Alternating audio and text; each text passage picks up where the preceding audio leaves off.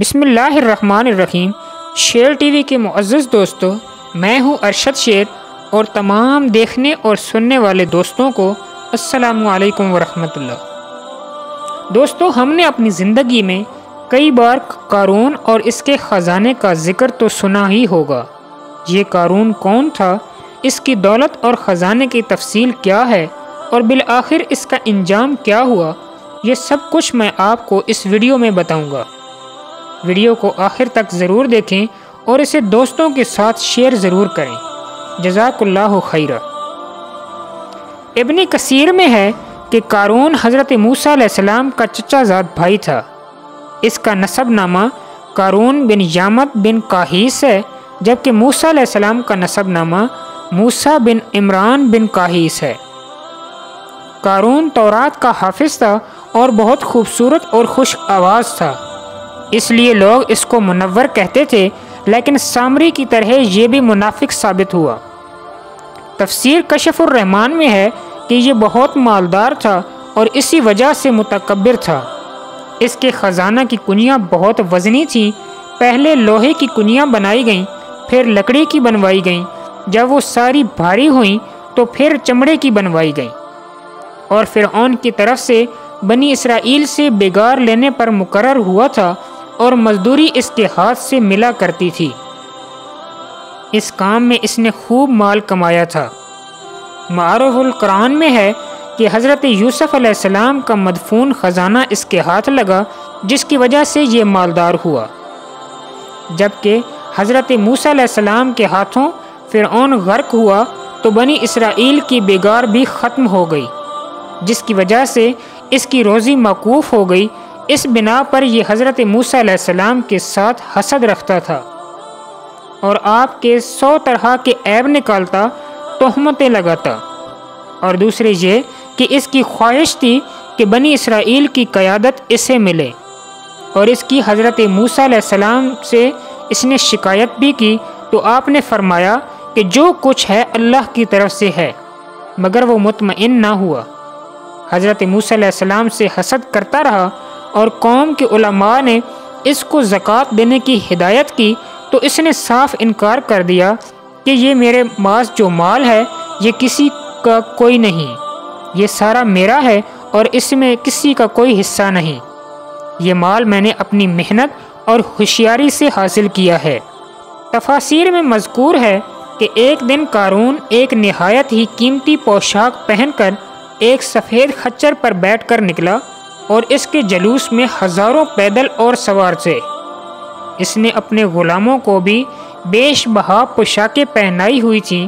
اس کا یہ ٹھاٹ اور زیب و زینت دیکھ کر دنیا داروں کے منہ میں پانی بھر آیا اور وہ کہنے لگے کہ کاش ہمارے پاس بھی اس جتنا مال ہوتا، یہ تو بڑا خوش نصیب اور قسمت والا ہے۔ علماء کرام نے جب یہ باتیں سنی تو انہوں نے دنیا داروں کی یہ باتیں سن کر اسے خیال سے روکنا چاہا اور سمجھانے لگے کہ دیکھو، اللہ تعالیٰ نے جو کچھ اپنے مومن اور نیک بندوں کے لیے اپنے ہاتھ تیار کیا ہے وہ اس سے کروڑوں درجے بہتر ہے۔ تمہیں ان درجات کو حاصل کرنے اور اس 2 روزہ زندگی کو صبر سے گزارنا ہوگا، کیونکہ جنت صابروں کا حصہ ہے۔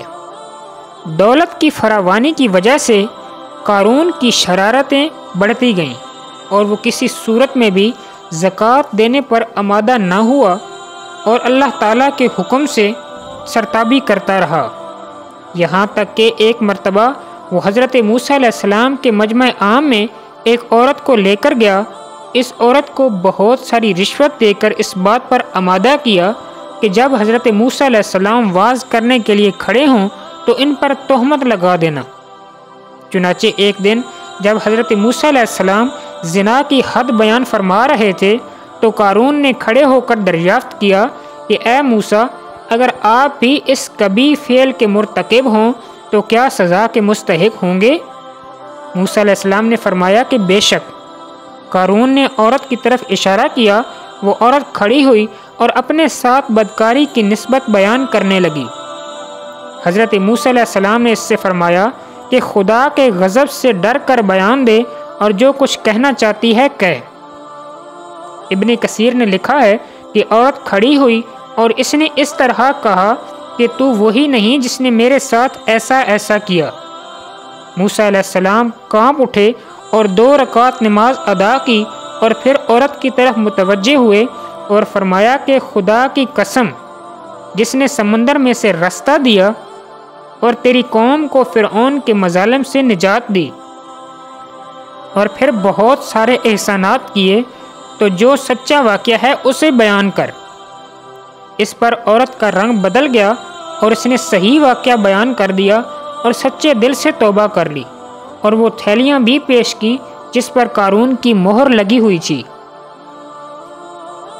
اس پر اس مجمع میں قارون پر ملامت ہونے لگی۔ موسیٰ علیہ السلام سجدہ میں گر کر دعا مانگنے لگے۔ ارشاد ہوا کہ میں زمین کو حکم دو کہ یہ تمہاری اطاعت کرے گی۔ حضرت موسیٰ علیہ السلام نے زمین سے فرمایا کہ اے زمین اس کو پکڑ لے۔ قارون زمین کے اندر دھنسنا شروع ہو گیا۔ اس سے قبل آپ نے اعلان فرمایا کہ تمام بنی اسرائیل یہاں سے چلے جائیں اور صرف قارون اور اس کے ساتھی یہاں ٹھہریں۔ صرف 2 آدمی قارون کے ساتھ بیٹھے رہے اور وہ بھی زمین میں دھنسنے لگے۔ ان سب نے چلانا شروع کر دیا اور حضرت موسیٰ سے معافی مانگنے لگے۔ آپ برابر زمین کو حکم دیتے رہے کہ اس کو پکڑ لے، یہاں تک کہ زمین قارون کو نگلتی چلی گئی۔ بعض مفسرین نے صرف قارون کے دھنسنے کا ذکر کیا ہے۔